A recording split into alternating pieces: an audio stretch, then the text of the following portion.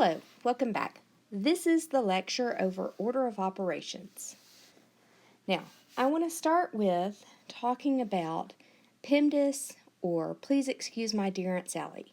Most people have heard of these, which are great acronyms for order of I'm going to say great. They're okay acronyms for order of operations. I have several issues after teaching for 25 years, or teaching for so many years, with these. One is, for both of these, they imply that multiplication comes before division, and that addition comes before subtraction.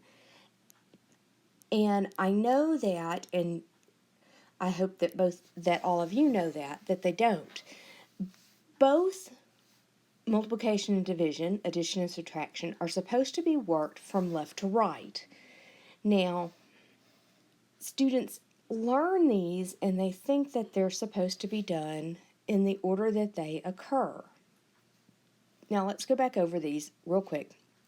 The P stands for parentheses, the E stands for exponents, the M for multiplication, the D for division. Those are worked from left to right. The A is for addition, and the S is for subtraction. Now, when I was in high school and further in college or graduate school, I came up with what I call my pyramid. And what you do here is, this is kind of a takeoff of the food pyramid, where when you eat that food, you pull it off the top of the pyramid. And so my pyramid, you start with grouping. And grouping is the same as the grouping symbols. And grouping symbols are parentheses, brackets, braces, absolute value bars. Working everything underneath a square root symbol is considered a grouping thing, but actually taking the square root is an exponent, because the square root is the 1/2 power. So here you take the square root, but here you simplify what's under the square root. So there's the grouping symbols, and then you do your exponents, and as you work these things, you peel off the pyramid. Then you have multiplication and division, and these you work from left to right, and you work them as you read.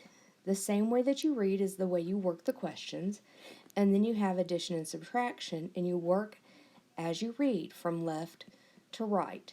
Now, the only thing about my pyramid that you have to do is multiplication has to be on top of addition, and division has to be on top of subtraction. But you can move division to be first, or multiplication to be first. You can move within the pyramid, you can move these across, okay? But this has to be the same way. So multiplication has to stay on top of the addition, and division has to stay on top of the subtraction. This has to stay the same, and this has to stay the same, but these can be moved from first to second. So if you want to rework these as a teacher, and you have division coming first in the problem, you can move division first, as long as you keep the subtraction on top of it. And you'll see why the subtraction has to be first. That comes first. And all of this is talked about within this paragraph. It tells you how to work all this. Now, absolute value. Let's talk about absolute value for a minute. Absolute value. From kindergarten to first grade or second grade, when we talk about absolute value, the way we define absolute value is that it makes a number positive. So when we talk about these, if we talk about the absolute value of -3, what we mean is, it just makes the number positive, so we call it 3. or we talk about the number 3 and we say the absolute value of that is 3. From 2nd grade to 5th grade, when we talk about absolute value, we're talking about the distance from 0. So when we talk about -3 and we talk about 3, we talk about this is 3 units. And this is 3 units. Okay, so that's what we're talking about here, is that absolute value means absolute value of -3 equals absolute value of 3 because they're both 3 units.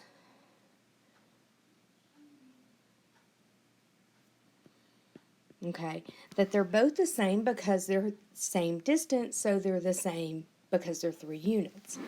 From 5th grade to forever, when we talk in mathematics, what we're talking about is a piecewise defined function. We're talking about a function that is defined in different pieces. We're talking about a function where if the number that we're talking about, so the absolute value of -3, that is less than 0, so then it falls under this case, so that's negative a -3, which makes it 3. Or if we talk about the absolute value of 3, then that falls under this case, and so it's just the number that's inside the parenthesis, inside the absolute value bar, so it's 3. In this case, we notice that the sign is acting on the x value. All right? And so these are the 3 stages of absolute value. We, in this class, are going to be dealing with this 3rd stage. So when I ask you for a definition of absolute value, what I am looking for is this graduate absolute value. So if you put down that you say it's the distance from 0, although that is technically correct, that is not the definition that we are defining it to be, because you are now in the 5th grade to graduate level class. Okay? So yes, that is technically correct. It is no longer the definition that we are using. Okay? So, let's go on to see how to use order of operations, just so that we're all on the same page and we're using them correctly. Now, I realize that everybody in this class can do multiple steps at one time, but in this course, we are doing many things. One of the things that we are doing is we're preparing you to teach middle school mathematics. So, middle school constitutes, your certification constitutes 5th through, I think it's 8th or 9th grade math. So, that means that you are going to be certified where you're going to be introducing this material. So, when you introduce this material, one of the things you need to know is if it does not have equals, if no equals to begin, then do not add. So that is one rule of thumb. So does this statement, this expression, this is an expression, okay? This is an expression. This is not an equation, all right? This is an expression. So does this expression have an equal sign? The answer to that is no. Do I put one in? The answer to that is no. All right, next thing. What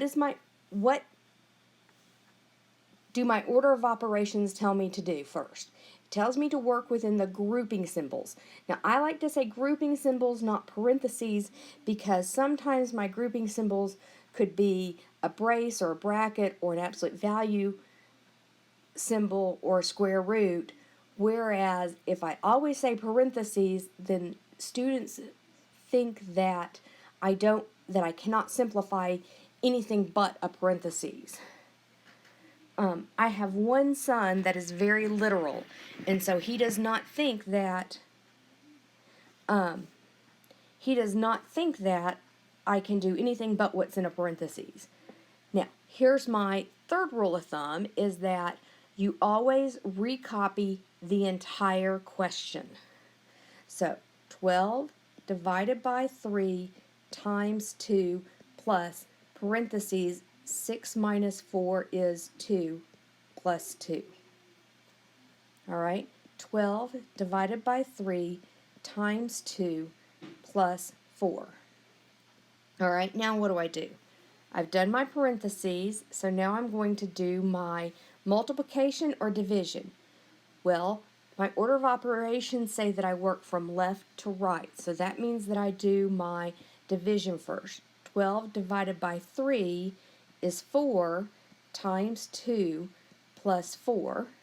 4 times 2 is 8 plus 4. So my answer is 8 plus 4 is 12. Okay? Next. Okay, now I'm going to go down here. I have a multiplication sign right in the middle. So I have 17. Negative 3 times 10 is minus 30 plus 2. Or you can think about this as minus, and 3 times 10 is 30. 17 minus 30 is going to be, now I in my head do not think this way, so I'm going to go right over here and do 30 minus 17 is 3, and that's a 2. 2 minus 1 is that. So this is minus 13 plus 2, and that gives me minus 11. Just because that's not the way I'm thinking off the top of my head right now. Minus 12 minus, and 3 times 6 is 18, so that is minus 18, minus 12 plus 18, and 18 and 12 is 6. Here I'm going to start with division. I like to underline where I start so that I know where I'm starting. 14 plus 6 times 4, so that's 12 plus 24, so that is 36. Ooh, mistake. Anybody find it? I did that and that. I miscopied.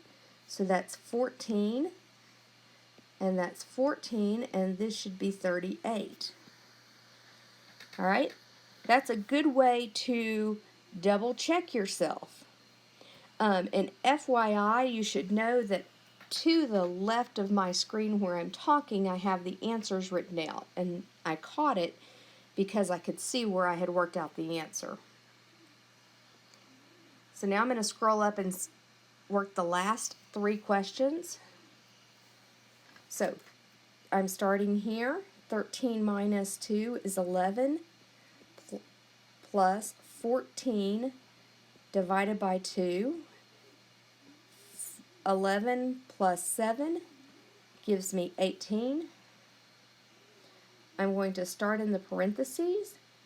So this gives me 66 minus 6 divided by 30. So this is 60 divided by 30. And I almost oops again by not writing the 0. Gives me 2. 6 minus 9 is negative 3 times 4 divided by 6 times 2 minus 4. Absolute value of 3 is 3. Absolute value, when you actually take the absolute value, that is like an exponent. So now that I'm actually taking the absolute values, I don't put the bars, I just take 3 times 4 divided by 6 times 2 minus 4. So now I'm going to do this multiplication that gives me 12 divided by 6 times 2 minus 4.